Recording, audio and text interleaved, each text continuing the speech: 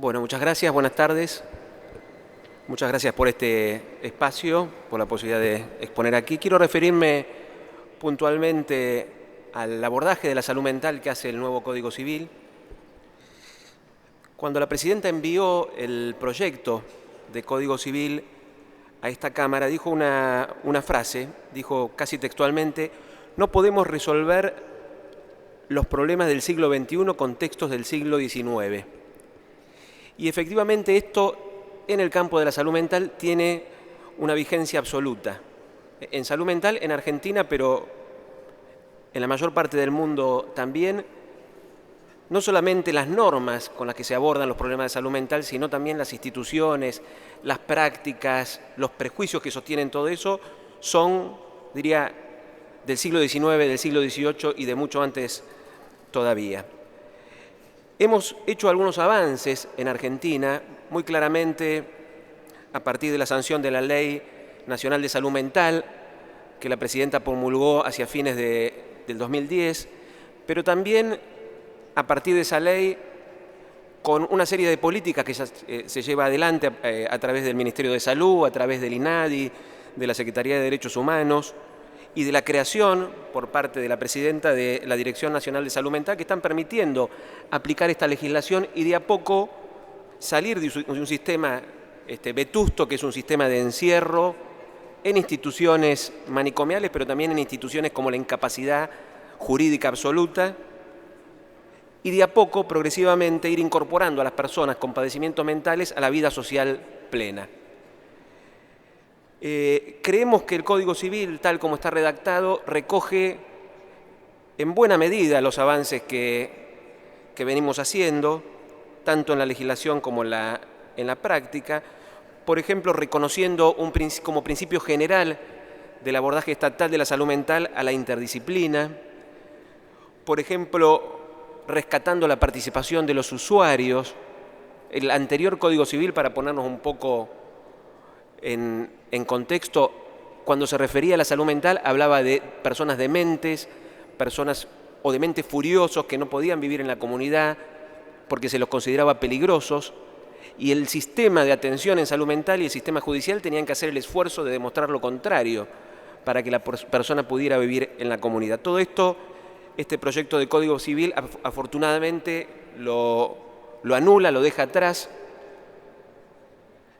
Retoma un concepto que también está establecido en la Ley de Salud Mental a partir de dos fallos muy importantes de la Corte Suprema de Justicia de la Nación, que es el concepto de riesgo cierto e inminente para sí y para terceros como única legitimación para una internación involuntaria. Hay que entender que el grave problema que tiene la salud mental es la internación innecesaria de enorme cantidad de personas en asilos psiquiátricos con promedios de internación que duran 20 o 25 años, contra una necesidad real que puede tener una persona con un padecimiento mental de una internación de 2 o 3 semanas. Esta diferencia entre 2 o 3 semanas que necesitaría de internación y 25 años o 30 años o a veces la vida entera que pierden los asilos psiquiátricos tienen que ver con la aplicación de una legislación peligrosista, pero también con la existencia de instituciones y de sistemas que tienden a cronificar a las personas en lugar de reinsertarlas en la sociedad.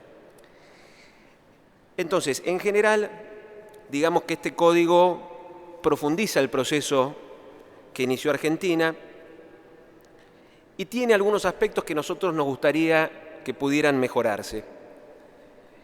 Respecto de la cuestión de las internaciones, pequeñas cuestiones de redacción que pueden dar lugar a la confusión respecto de quién toma la determinación de una internación. Con el sistema antiguo, la determinación de la internación muchas veces la tomaba el juez. El juez tomaba decisiones terapéuticas cuando en realidad lo que le correspondía y lo que pretendemos que le corresponda sea controlar que las internaciones involuntarias sean absolutamente necesarias y no se prolonguen en el tiempo, pero no decidir la internación. El Código actual respeta esa idea, pero tiene algún problema en la redacción cuando referencia al artículo 37, porque el artículo 37 habla de equipo interdisciplinario en el marco de la declaración de incapacidad o de la evaluación de la capacidad civil, donde sí ese equipo puede ser un equipo de especialistas forenses. En cambio, en el artículo 41, cuando ya habla de internaciones, ese equipo interdisciplinario que toma la decisión tiene que ser un equipo de salud. Otro problemita que observamos es en relación al tema del consentimiento. La Ley de Salud Mental establece también el principio del consentimiento, es decir, el consentimiento informado vale para todas las personas, tengan o no padecimientos mentales. Es decir, cualquier tratamiento debe contar con el consentimiento informado de la persona. Por supuesto que hay excepciones, y esas excepciones son las de riesgo cierto e inminente para sí y para terceros. Nosotros encontramos que en la actual redacción del Código Civil, en el artículo 59, establece hacia el final una excepción demasiado amplia.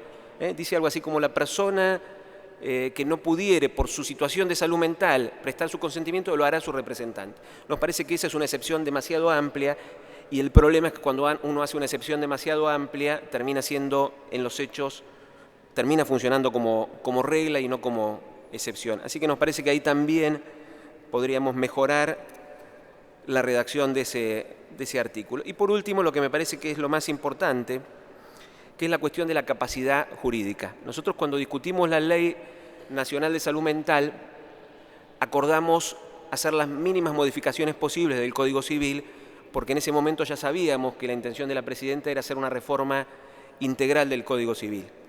Por lo tanto, en materia de capacidad jurídica, si bien avanzamos, lo hicimos parcialmente. Nosotros agregamos al Código Civil un artículo 152 ter que establecía que la incapacidad debía ser, primero, evaluada por un equipo interdisciplinario; segundo, debía contar con un tiempo máximo de revisión de 3 años; y en tercer lugar, la declaración debía restringir solamente aquellos aspectos en que la persona no podía tomar una decisión por sí misma. No debía ser total, sino que debía ser siempre parcial. Digo que es un avance parcial porque Argentina adhirió en el 2008, es decir, aprobó por ley de este Congreso la Convención de los Derechos de las Personas con Discapacidad, y esa convención, en su artículo 12, dice otra cosa. Dice: todas las personas, aún con discapacidad, tienen que tener derecho a su capacidad jurídica. Es decir, establece un cambio de paradigma absoluto. Exactamente dice: los Estados partes reafirman que las personas con discapacidad tienen derecho en todas partes al reconocimiento de su personalidad jurídica, reconocerán que las personas con discapacidad tienen capacidad jurídica en igualdad de condiciones con las demás en todos los aspectos de la vida, y los Estados partes adoptarán las medidas pertinentes para proporcionar acceso a las personas con discapacidad al apoyo que puedan necesitar en el ejercicio de su capacidad jurídica. ¿Qué ocurre? El Código Civil, el proyecto de Código Civil tal como está redactado, si bien incorpora en parte estas recomendaciones, que no son recomendaciones, que son obligaciones que como país aceptamos, incluyendo la idea del sistema de apoyos, no deja atrás, sino que sigue cobijando este texto la figura de la incapacidad civil. Y en ese sentido estaríamos contrariando este compromiso que asumimos aprobando la Convención de los Derechos de las Personas con Discapacidad. Por eso es importante que podamos revisar. ¿Y cuál es el problema aquí? Que la modificación de esto implica no solamente revisar el capítulo específico, sino una serie de artículos que toman el supuesto de la incapacidad, matrimonio, contrato, es decir, todo el Código Civil está plagado de referencias al supuesto de la incapacidad, que si nosotros decidimos, si ustedes como legisladores deciden adaptar totalmente el Código Civil a la Convención, debiéramos reformar todos esos artículos, eliminando ese supuesto. Para que se entienda de qué estamos hablando, la incapacidad, el concepto de incapacidad significa que una persona, porque tiene un padecimiento mental, se considera que no es capaz de ejercer sus derechos por sí mismo, y entonces el Estado, la justicia, le pone un curador para que decida por él. Lo que se ha visto a través del tiempo, y por eso se ha desechado esa idea, es que esa sustitución no ayuda de ninguna manera a la inclusión social, al desarrollo de la autonomía de la persona, porque esa sustitución precisamente anula la voluntad y el punto de vista de la persona. ¿Qué se pretende? Que en lugar de haber curadores haya apoyos. ¿Qué quiere decir? Que la persona que está en este proceso judicial porque tiene un padecimiento mental y es proclive, por ejemplo, a malvender su patrimonio a realizar actos jurídicos que lo pueden perjudicar, en lugar de tener una persona que decida por él, tenga una o más personas que lo ayuden a decidir y que decidan en conjunto, y que esas personas además puedan ser elegidas por el propio interesado. Por supuesto que si la situación de enfermedad mental es muy grave, ese acompañamiento es más intenso, pero en ningún caso es sustitutivo de la voluntad, porque esto es lo mismo, así como en una discapacidad motora no le estamos pidiendo a la persona que no circule por la calle, sino que le estamos poniendo rampas, silla de ruedas, ayudas para que pueda participar lo más posible de la vida social. De la misma manera, a una persona con un padecimiento mental no tenemos que ponerle obstáculos, sino facilitadores para que participe. ¿Podemos ir cerrando, por favor? Sí, para que participe de la vida social. Entonces, para resumir, creemos que este código en materia de salud mental es un avance respecto de la situación histórica de Argentina, es un avance respecto de la Ley Nacional de Salud Mental, pero podría ser un avance mayor si alcanzamos los estándares que nos plantea la Convención de los Derechos de las Personas con Discapacidad, que ya ha hecho un listado de preguntas previo a las observaciones, y lo que tememos es que si no avanzamos en el sentido correcto, esas observaciones del Comité de los Derechos de las Personas con Discapacidad pueda ser negativo respecto del cumplimiento de esa convención. Muchas gracias.